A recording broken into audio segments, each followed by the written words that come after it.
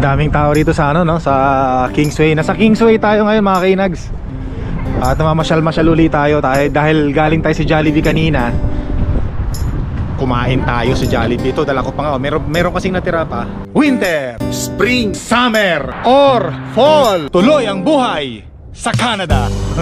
Hindi na namin nakain, nabusog na kami. Sayang naman kung itatapon natin, kaya dinala muna namin dito habang namamasyal tayo sa Kingsway. Kasama si Mahal na Reyna, siyempre, sino pa ba? O, diba?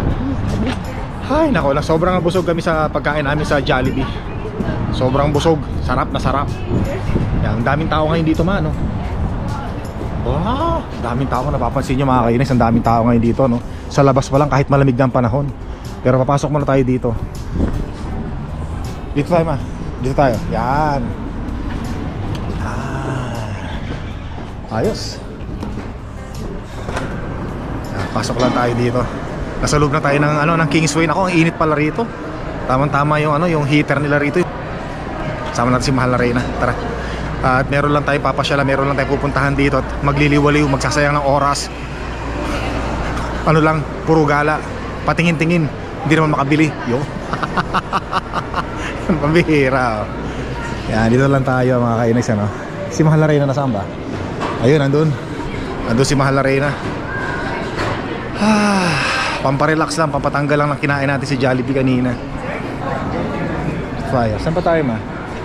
Ba, mukhang maraming tao rin dito sa loob ng ng mall, mga kainis, ano? Dito lang, gala-gala lang tayo. Yan, no? Sa amin, dito sa Canada, mga kainis, no? Marami na yung mga tao na nakikita natin na yan. Marami na yan. Diba, pero sa atin sa Pilipinas, SM konti lang to, no? Pero dito marami na to. Ano na lang to, isang pirasong chicken, yung drumstick ng chicken. Gusto ko sanang kainin, gusto ko sanang ipasok sa loob ng katawan ko, kaya lang hindi na talaga kaya. Hindi ko na alam kung saan ko isisiksik tong chicken na to, kaya sabi ko balutin na lang natin, ma. Dadalhin ko pa nga sana dun sa sasakyan, sabi ni Mahal na Reyna, wag na, dali mo na lang sa loob ng Kingsway. Isang piraso lang naman yan, eh. Pwede lang sana ibulsa, no?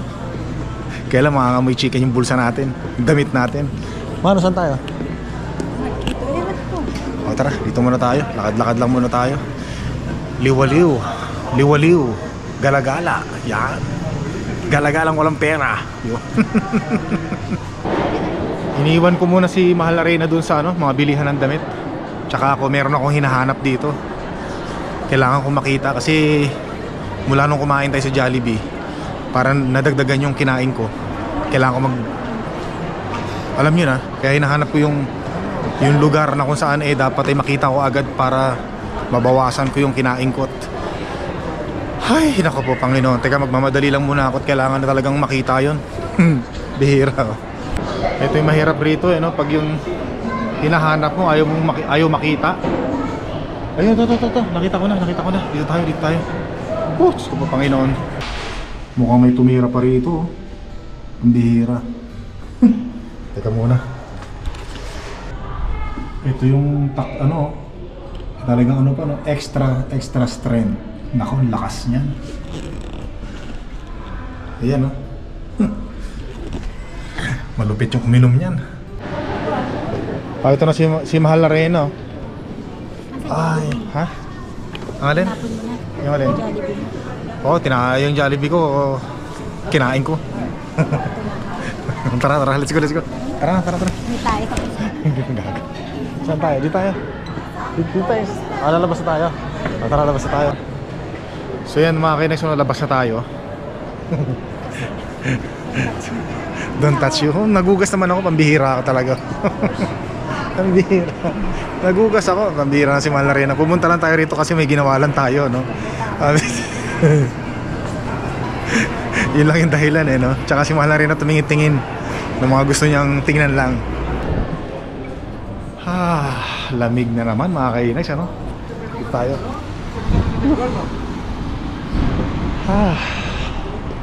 Lamig.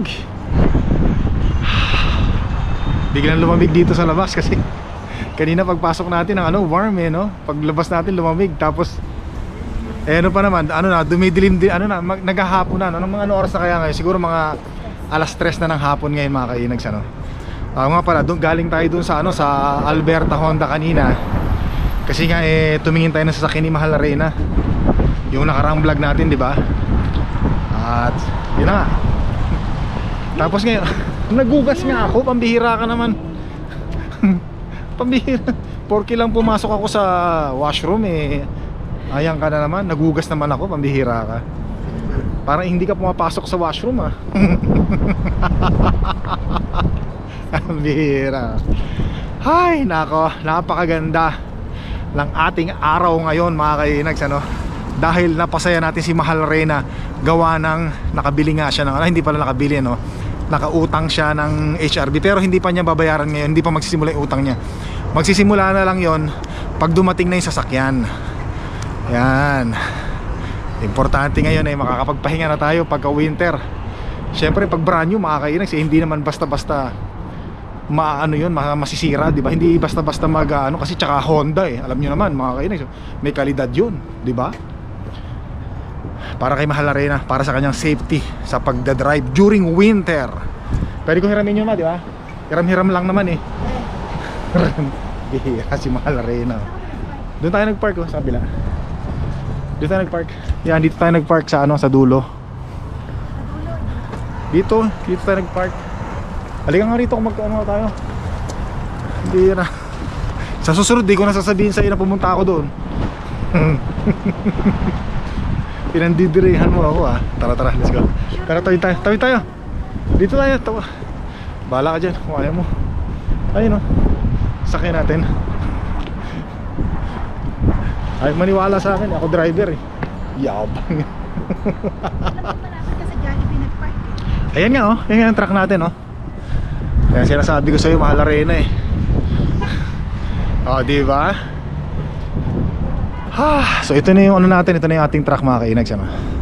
Pasok na muna tayo. At saan tayo Saan tayo? Grocery. Tara, grocery tayo mga kainags. Ako na, hintay mo ako lumabas. Kasi may nakatabi na sasakyan sa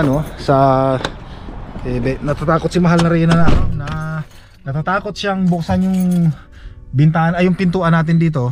Kasi medyo malakas ang hangin, baka mabitawan niya, tumama doon sa sa kabilang sasakyan, magbayad pa tayo. Kaya ang gagawin ko, lalabas muna ako doon para merong space si Mahal Reyna na makapasok sa truck natin. Tara, yun, mas maluwag safe. Hindi malawak kasi itong natin, masyadong malapad kasi itong truck natin Kaya nagpa-park ako sa malalayo para hindi masyadong mahirap mga kainags mga dumaan. Kanina mga Canadian, mga puti.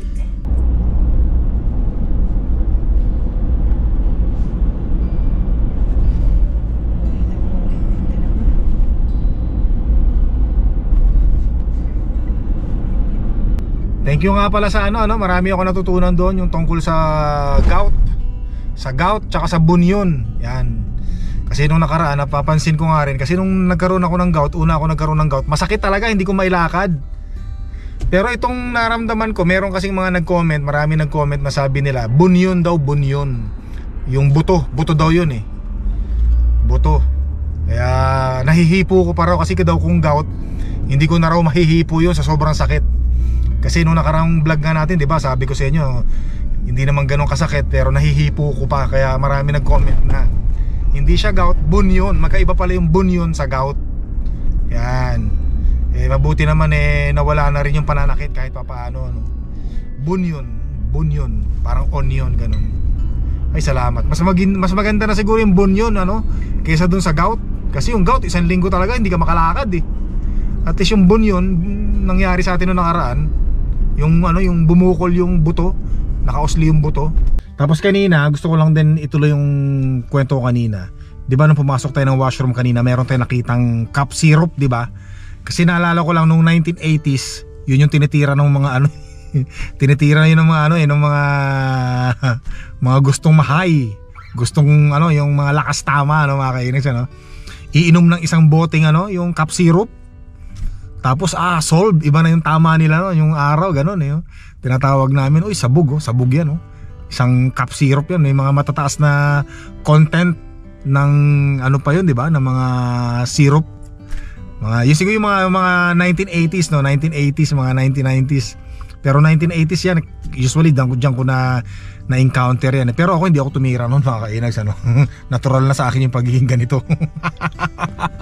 Ang bihira. Pero yun, naalala ko lang. Kaya kanina, pagpasok ko sabi ko, uy, bakit mayroong cup syrup dito? Kasi usually, nakikita namin yung mga cup syrup na yon doon din sa mga washroom nung 1980s. Kasi doon tinitira yun eh. Doon iniinom ng ano, inuubos nila yon. Lakas ang tama nila doon pag naubos nila yun.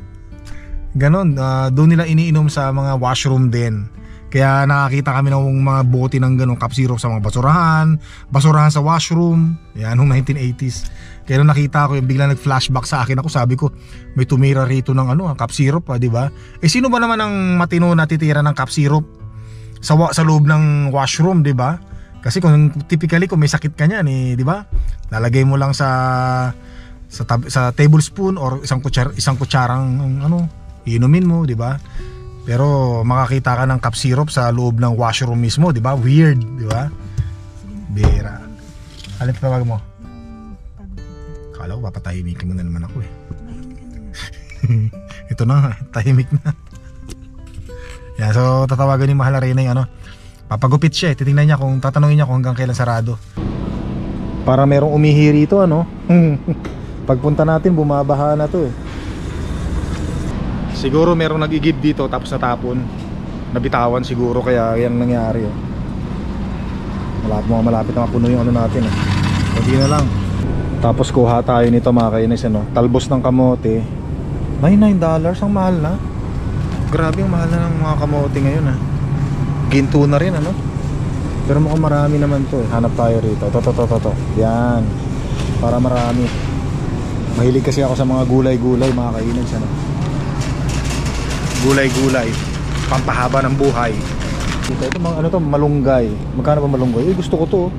$5 malunggay. Parang gusto ko to ah. Kaya lang maghihimas-himay pa tayo. Yung mahirap kasi dito maghimay eh. Hindi ko na kukunin. Meron naman frozen dito eh. Frozen malunggay. Yung nakahimay-himay na. Ha? Magiginataan ka? Oy sige, gusto ko yan, paborito ko yan. Di ba meron pa tayong ano doon, yung zucchini? Pwede rin pirito ng konti yun, di ba? Para may match to. Ayos, tara. Tapos may pumpano tayo doon, pirito mo na rin yung pumpano natin. Ay wag na, minsan matigas tong talong eh. Ano yan, kamote? Yan oh. Kamote. Dilaw, puti, pulang kamote. Anong gusto mong kamote? Kulay puti yan eh. Pero mas masarap itong, yan, masarap yan. Masarap yan eh. Yun, tama-tama nito mga kainis, ano, magluluto ng ginataan si Mahal na Reyna. Tama-tama, malamig ang panahon, saktong-sakto. May pang merienda tayo. Alam niyo naman si Mahal na Reyna, napakasarap magano niyan. Magluto ng kung ano-ano. So nakita pa natin yung bunsong prinsesa natin dito mga kainis sa grocery, dito sa may superstore ano. Nandito sa Glen eh. Nandito sa Glen. Bigla ko nakita diyan dumaan eh, tapos nilapag niya to eh. Ito yung hinahanap mo. Kumuha na akong tatlo yung nakasilo. Ito dito. Ito lang oh. Oh, nakasilo. Asan siya? Nandito siya kanina eh. Dumaan siya dyan eh. Hindi nga niya ako napansin, tinawag ko lang eh. Ano nilapag niya? Ito. Nilapag niya to. Ako Sino ba niya? Basta meron siya nilapag dito eh. Meron siya nilapag dyan, basta na dyan. Sabi niya, sabay daw siya. Sabi ko sa kanya, bilisan niya lang tumakbo kasi mabilis yung truck natin. Ano sasabay? Sasabay sa pambayad. Ikaw pa rin magbabayad. Ikaw magbabayad ng grocery niya. Hintayin natin siya. It's fire. Yung bunsong prinsesa natin nauna na kasi dala niya yung sasakyan ng kanyang mama. Tinakas kasi kanina. Tinakas talaga eh, no? Ayan, sige. So papagupit muna si Mahal na Reyna. Alis muna tayo. Text mo na lang ako ha. Papagupit muna sa kanya ng kanyang buhok. Pupunta lang muna ako sa Best Buy. Pa-follow up ko lang yung TV natin, kung anong ng status, kung nasaan na. Siyempre alam niyo naman, excited. Gusto nyo kagad na dumating ang TV. Siyempre naman mga kainags, malaking TV yun eh, 75 inches. Yan, nilaksan ko talaga kasi may konting yabang mga kainags, ay tapos na yung pagtitiis ko sa lumang TV. Dito na tayo sa Best Buy. Gusto ko lang malaman talaga kung ano yung status na. kung na-ship na ba, kung nasaan na ba. Yan, syempre alam niyo naman mga kainags yan, no? Tinatrack natin kung nasaan na. Yan, pasok muna tayo. Yan, so i-check daw nila mga kainags, so mukhang nandito na yung TV natin. Yeah, sure, thank you. Yan, sana nandito na. Excited na ako, sobrang excited na. Ay, naku, makakapaglaro na tayo sa malaking TV at makakapanood na tayo ng magandang resolution mga kainags, ano? Yun, mga kainags, ano? Good news! Andito na yung TV natin, kakarating lang, grabe. Sobrang excited ko, nakakatuwa, ang bihira naman, no? Actually, nag-try lang ako na pumunta rito. Try lang kasi nga habang hinihintay natin si Mahal Reyna, no? Nagpapagupit. Tapos nandito na yung TV natin. Nakakatuwa naman, no? So maraming salamat sa Panginoon, no? Hi! So by the way, gusto ko lang uling pasalamatan ang Elements Residences mga kainags, ano? Especially sa may-ari ng Elements Residences. Dahil sa kanila nakabili ako ng TV at ng sapatos na yan, no? Yo, di ba? Naalala nyo ba yun nung pumunta tayo ng Calgary? In-sponsoran din tayo ng Elements Residences. Maraming salamat sa kanila. Thank you uli. At nagkaroon ako ng bagong TV. Yan. At saka, syempre, maraming salamat din sa kanila uli dahil, di ba nagkaroon nga ako ng violation, overspeeding. Binayaran uli nila mga kainags, ano? Nakakaya, hiyang-hiya talaga ako. Pero wala eh. Tapos na yan, nangyari na eh, no? Kumbaga, I learns from my mistakes na lang. So wala naman akong magagawa, syempre. Hindi ko na maibabalik, di ba? Hindi ko naman kagustuhan yun. Wala namang may gusto nun. Kaya yun, thank you uli sa Elements Residences tsaka sa syempre sa Spot Pinoy. At saka syempre mga kainags, ano, doon nga pala sa mga vlogger, mga influencer na gustong kumita ng extra money mga kainags, extra kwarta, pwede po kayong mag-apply or mag-email sa talentado.ca kung gusto nyo kayong mapasama sa magkaroon ng opportunity na maging endorser. Yan, mag-email lang po kayo tapos may mga sasagot sa inyo doon. Mababait ang mga sumasagot doon. Tapos doon naman po sa mga gustong magpa-endorse, sa mga may mga business na gusto nyong ma-endorse yung mga product nyo, pwede rin po kayo mag-email sa talentadoca@gmail.com. At kayo po ang mag-uusap ng mga bossing natin doon kung ano ang gagawin at kung sino yung gusto nyong maging endorser na influencer. Kasi mga endorser nandun yung mga mukha namin, ano? Isa na ako doon na nakalatag ang mukha. Yan. So, apply lang po kayo. Kung may mga katanungan kayo, mag-email lang uli sa talentadoca@gmail.com. Yan. So, maraming salamat po. Thank you. At syempre mga kainags, ano, yung Talentado CA, sila yung nagpadala sa amin sa Calgary. Yan, di ba? Kaya maraming salamat sa lahat. Sa lahat. Thank you. Kita nyo naman yung gupit ni Mahal Reyna mga kainags, no? Ganda, no? Bagong gupit. Bagay na bagay. Yan ang mga gupit. Sino ba nang gupit sa doon? Pilipina raw, ano? Bilis dumilim eh, oh. Grabe, nagpalit na kasi tayo ng oras mga kainags, ano? Nagkaroon na tayo ng daylight saving time. Alas 5 ng hapon, pero kung hindi tayo nagpalit ng oras, alas 6 ng hapon. So ganun pa rin. So pinag-uusapan nga rito kung ititigil na ba o ihinto na ba yung daylight saving time. Alam ko pinag-uusapan yun eh, na wag nang ibahin yung oras kasi nagkakaroon yata ng health issues tsaka mga conflicts. Home time. Dito na tayo sa bahay. Ay salamat, may araw pa, maliwanag pa. Ay, nilalamig si Mahal Reyna. Tara, ano na natin to? Pabuksan muna natin to. Hello baby girl. Hello Zion. Hello baby boy. Yan. Oh, ihi kayo, ihi. Yan. Panginoon, nakakatuwa yung mga aso natin, ano? Sasalubungin ka ba naman ng ganyan? Nakakatanggal ng stress, nakakatanggal ng pagod. Tama, nagluluto si Mahal Reyna ng makakain mga kainags, ano? Uy, mukhang ginataan to, ah. Yun, luto na yung, uy, masarap nito ano? Wow, tapos ito, naghihintay pompanong pinirito. Ito, sarap nito, no? Tingnan natin yung ginataan ni Mahal Reyna. Naku po, Panginoon. Sarap naman talaga. Grabe yung mga luto ni Mahal Reyna ngayon, ha? Tapos sausaw sa bagoong. Naku po, Panginoon. Patay tayo yan, taas ang high blood natin yan. Hindi natin sausaw sa bagoong. Sausaw na natin sa suka na may bawang, di ba? Mas maganda. So kakain mo tayo mga kainags, ano? Ito yung ulam natin mga kainags, kain tayo. Tsaka yung ating pompano with pinakurat. Nako, napakasarap. Eto na. Talo-talo na. Ngayon lang. Sausaw natin. Pompano. Panginoon. Talbos ng kamote. Ampalaya. Salamat kay Mahal na Reyna. Kain tayo mga ano, no? Ayun.